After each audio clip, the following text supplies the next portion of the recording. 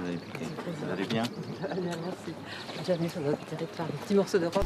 O presidente da Liga dos Combatentes de Portugal, le président de la Ligue des combattants de Portugal.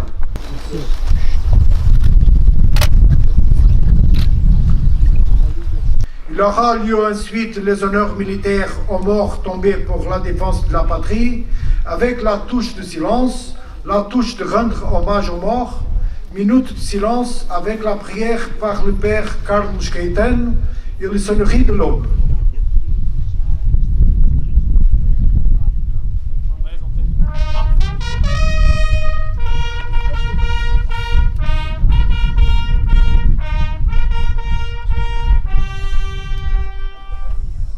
Seigneur Dieu de bonté, Dieu de miséricorde, ayez pitié de tous nos frères que vous avez appelés à vous dans les circonstances tragiques de la guerre.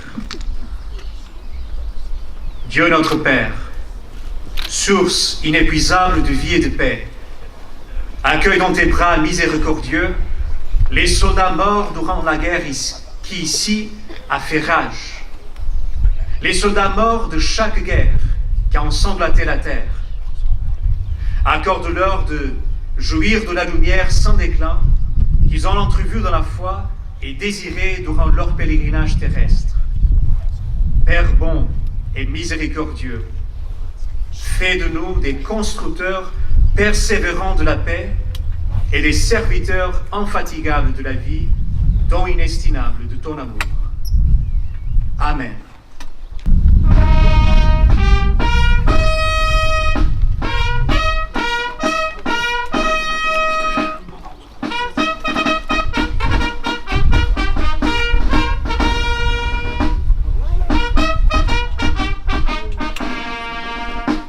Au Nopal TV Artois aujourd'hui à Richebourg, à l'occasion de la commémoration des 100 ans, eh bien, pour nous en parler à Madame la députée du secteur, Marguerite Després-Audebert.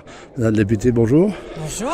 On vient d'assister à une belle cérémonie. Magnifique, très émouvante, avec beaucoup de symboles. C'est un morceau d'Europe ici, ce territoire qui a souffert beaucoup, mais maintenant on pense à la jeunesse. Et ça c'est très important, et le discours du président Macron était très pertinent et très adapté au contexte.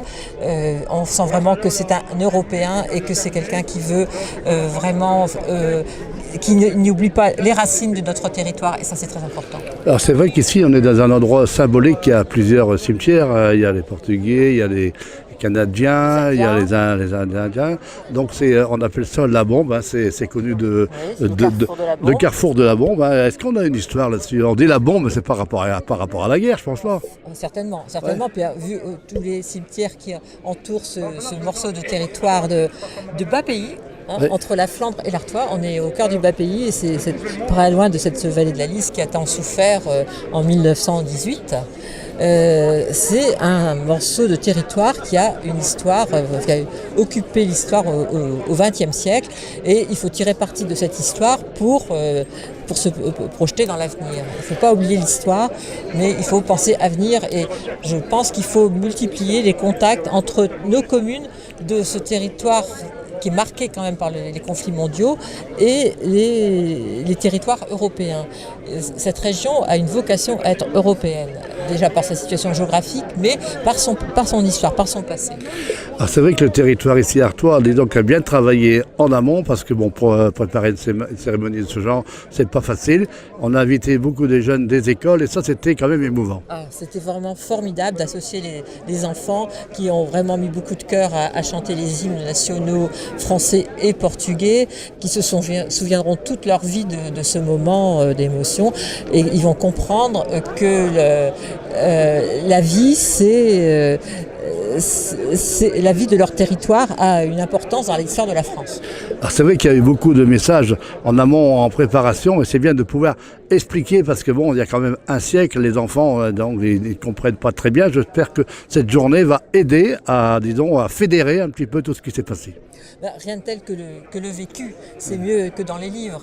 C'est des souvenirs qui vont les marquer à vie, et j'espère qu'ils auront d'autres occasions aussi d'avoir des souvenirs très pugnaces. On l'aura en face. Ah